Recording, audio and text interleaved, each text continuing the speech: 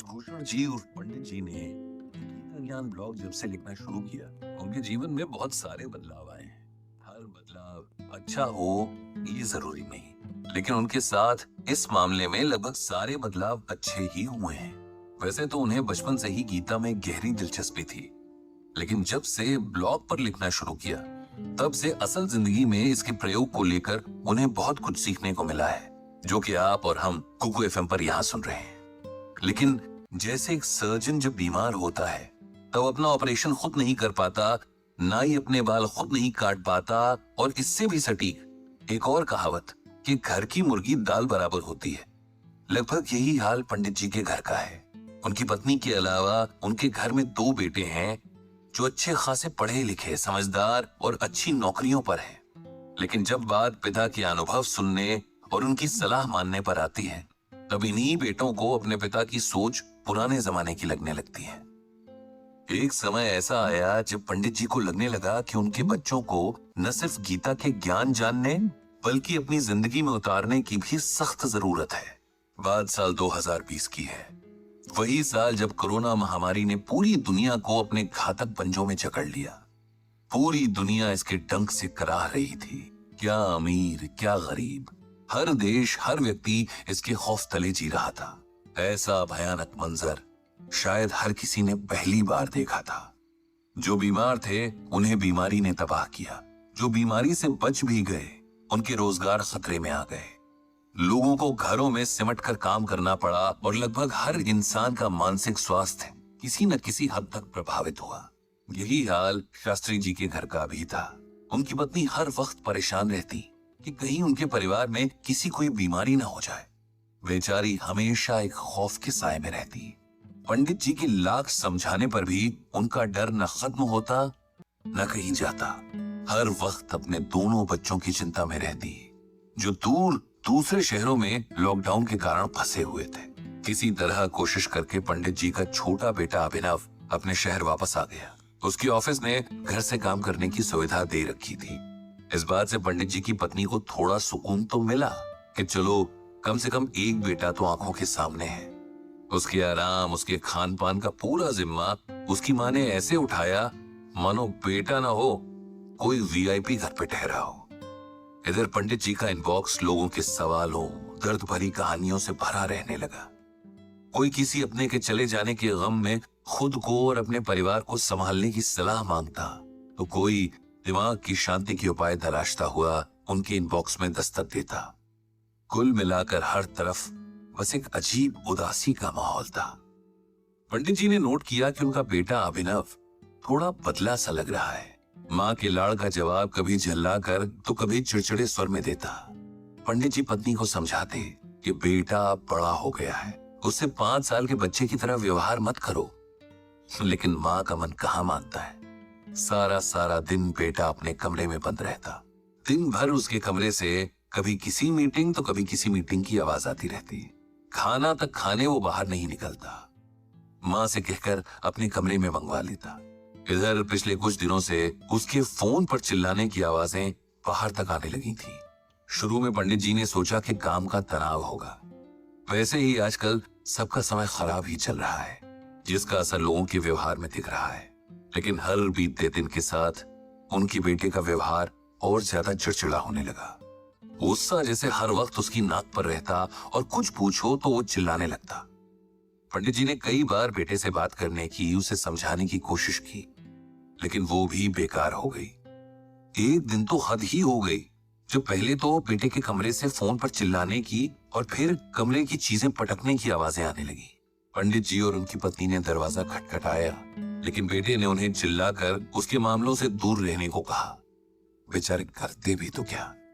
बड़े बेटे से फोन पर यह परेशानी बांटी तो उसने भी यही कहा कि आजकल हर कोई परेशान है, नौकरियां खतरे में है, खुद को सबसे बेहतर साबित करने का ऐसा दबाव है कि लोग इसे संभाल नहीं पा रहे।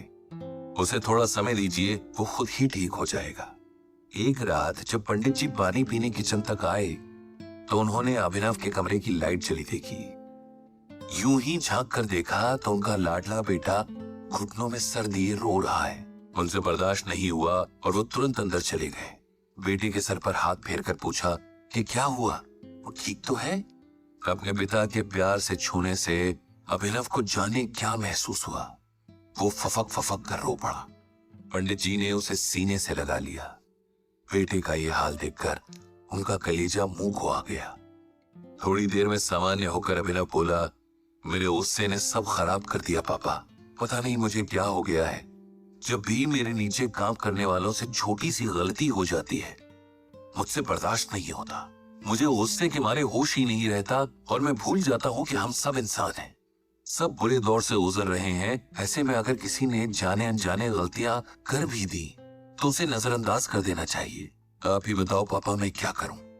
पंडित जी ने बड़े प्यार से अपने बेटे के सर पर हाथ फेरते हुए कहा, अगर तुम सुनना और मानना चाहो तो मैं तुम्हें वो बताता हूं जो भगवान श्री कृष्ण ने अर्जुन से कहा था, और जिसे मानने भर से तुम्हारी ये समस्या अपने आप दूर हो जाएगी। तो सुनोगे? जी पापा, आप बताओ। मैं पूरी कोशिश करूंगा कि आपकी हर बात को समझूं और उसे अमल में लाऊं, अभिनव ने कहा। तब पंडित जी ने श्रीमद् भागवत गीता का ये श्लोक अभिनव को सुनाया।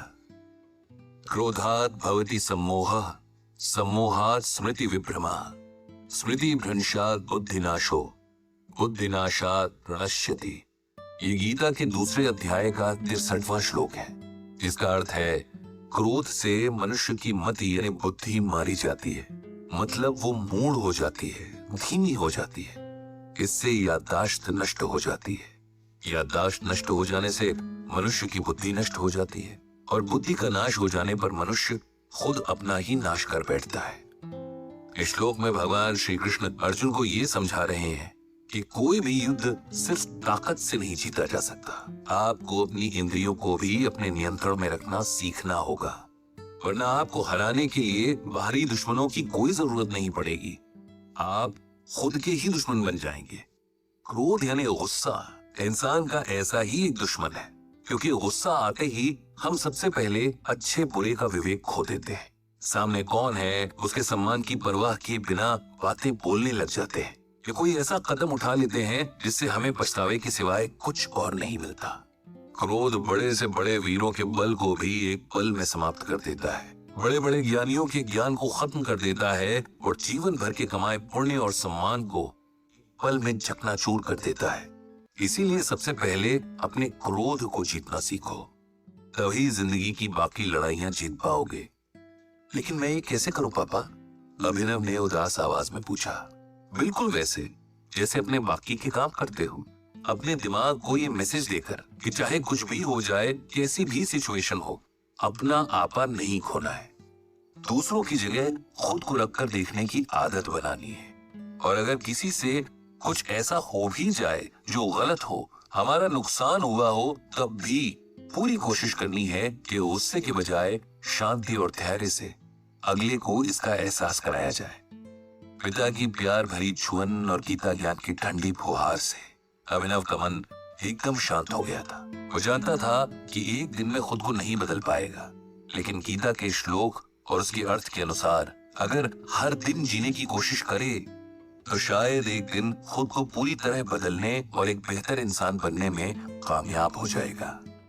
बदले नजरिए की पहली शुरुआत में अभिनव ने अपनी माँ से माफी मांगी, जिसका दिल उसने जाने कितनी बार दुखाया था, और माँ से अपने मन को पूरी तरह कंट्रोल करने का प्रॉमिस किया ताकि वो किसी और का दिल ना दुखाए।